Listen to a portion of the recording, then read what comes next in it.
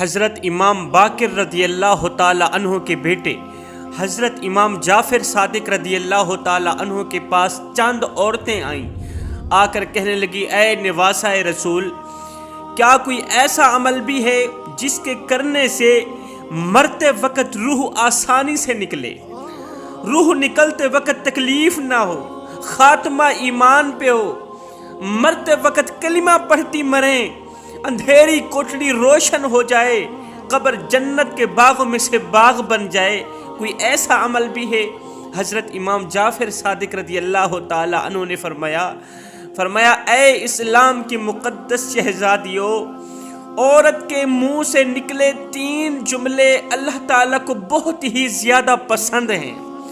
عورت کی زبان سے نکلے 3 جملے اللہ تعالیٰ کو بہت ہی زیادہ محبوب ہیں۔ اور سنو، اللہ تعالیٰ کے پسندیدہ کام کرنے والی جو عورت ہوتی ہے نا، وہ جب مرتی ہے تو قبر سے سیدھا جنت میں چلی جاتی ہے، بغیر حساب و کتاب کے جنت میں چلی جاتی ہے، جو عورت اللہ تعالیٰ کے پسندیدہ کام سر انجام دیتی۔ عورتوں نے پوچھا، اے نواسہ رسول، بتائیں تو صحیح وہ 3 جملے ہیں کون کون سے؟ حضرت امام جعفر صادق رضی اللہ تعالی عنہ نے فرمایا پہلا جملہ، بیوی کا شوہر کے سامنے حلال رزق طلب کرنے والا جو جملہ ہے نا، اللہ تعالیٰ کو بہت ہی زیادہ پسند ہے۔ حلال رزق طلب کرنے والی بیوی، حلال رزق مانگنے والا یہ جو جملہ ہے نا، جو بیوی اپنے شوہر کو کہتی ہے، او میرے سرتاج، میرے گھر میں لے کے آنا تو حلال کا لقمہ لے کے آنا، میرے گھر میں لے کے آنا تو حلال کا رزق لے کے آنا۔ سنو، حرام رزق میں اپنی اولاد کو نہیں کھلاؤں گی، کیونکہ یہ جو حرام رزق ہے، حرام نوالا ہے، میری اولاد کی آنکھوں سے حیا چھین لے گا، شرم چھین لے گا، غیرت چھین لے گا۔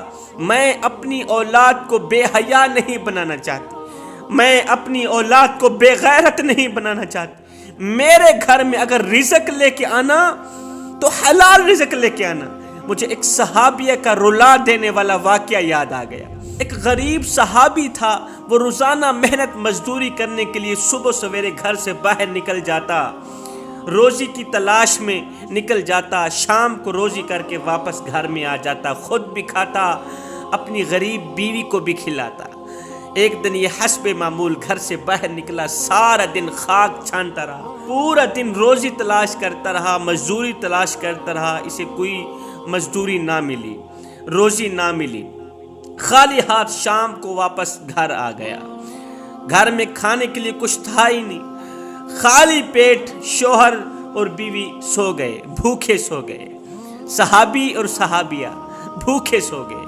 دوسرے دن پھر حسب معمول گھر سے باہر نکلا روزی کی تلاش میں، سارا دن خاک چھانتا رہا، روزی نہ ملی، کام نہ ملا، مزدوری نہ ملی، شام کو خالی ہاتھ واپس آ گیا۔ دوسری رات بھی بھوکے سو گئے۔ جب تیسرا دن آیا، تیسرے دن بھی صحابیہ عورت حسب معمول اپنے شوہر کو دروازے تک لے گئی رخصت کرنے کے لیے، ڈھیر دعاؤں کے ساتھ، نیک تمناؤں کے ساتھ، دعاؤں کے ساتھ شوہر کو رخصت کیا۔ شوہر جیسے ہی 4 قدم آگے بڑھا تو بیوی نے کہا، رکیے، میری بات سن کر جائیے۔ شوہر رک گیا، کیا کہنا ہے؟ اس صحابیہ غریب بیوی نے کہا کہ میرے سرتاج، اس سوچ کی بنیاد پر کہ میری بیوی 2 دن سے بھوکی ہے، 2 راتوں سے بھوکی ہے، کہیں ایسا نہ ہو کہ آج آپ کو مزدوری نہ ملے اور آپ حرام کا رزق لے کر میرے گھر میں آ جائیں۔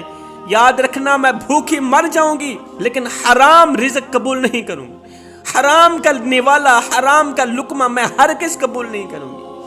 حرام کا لقمہ نہ تو میں کھاؤں گی، نہ تو اپنی اولاد کو کھلانے دوں گی۔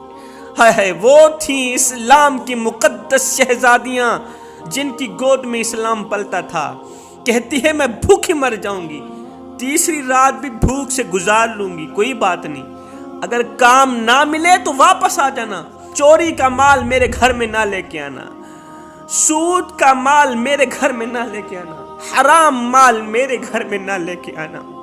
حضرت امام جعفر صادق رضی اللہ تعالیٰ عنہ فرماتے ہیں، فرمایا بیوی جب اپنے شوہر سے حلال رزق طلب کرنے والا جملہ بول رہی ہوتی ہے نا، اس وقت اللہ تعالیٰ کے بہت زیادہ قریب ہوتی ہے۔ یہی جملہ مرتے وقت اس عورت کی روح آسانی سے نکلوائے گا، روح نکلتے وقت اسے تکلیف نہیں ہوگی، قبر کی اندھیری کوٹھڑی روشن کر دے گا یہ جملہ، قبر جنت کے باغوں میں سے باغ بنا دے گا یہ جملہ۔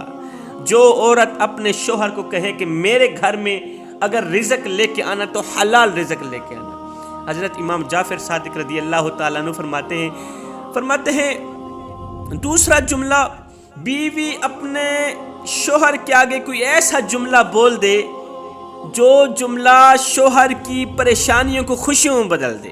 اللہ اکبر، شوہر پریشان تھا، غمگین تھا، افسردہ تھا، بیوی نے کوئی ایسا الفاظ کہا، کوئی ایسا جملہ بولا جس جملے نے شوہر کی پریشانیوں کو خوشیوں میں بدل دیا، یہ جملہ بھی اللہ تعالیٰ کو بہت زیادہ پسند ہے۔ شوہر کی رضا اللہ کی رضا ہے، شوہر کی خوشی اللہ کی خوشی ہے۔ اگر رب کو خوش رکھنا چاہتی ہو تو اپنے شوہر کو خوش رکھنا۔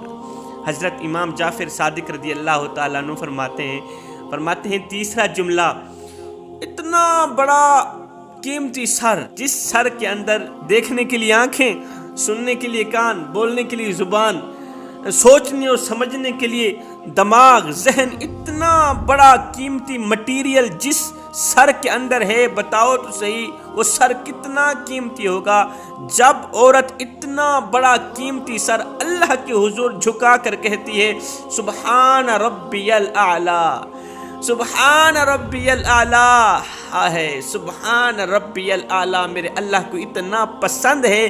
یہی سبحان ربی الاعلی مرتے وقت اس کو کلمہ نصیب کرے گی، مرتے وقت اس کا خاتمہ ایمان پہ کرے گی، قبر کی اندھیری کوٹھڑی روشن کر دے گی، قبر جنت کے باغوں میں سے باغ بنا دے گی۔ نماز کا دامن مضبوطی سے پکڑتے رہنا، نماز کا دامن کبھی نہ چھوڑنا۔ اللہ جب ناراض ہوتا ہے روٹی بند نہیں کرتا، اللہ جب ناراض ہوتا ہے رزق بند نہیں کرتا، اللہ جب ناراض ہوتا ہے سورج کو حکم نہیں دیتا کہ فلاں شخص میرا نافرمان ہے، تیری کرنیں اس کے آنگن میں نہیں جانی چاہیے، نہ بندے نہ۔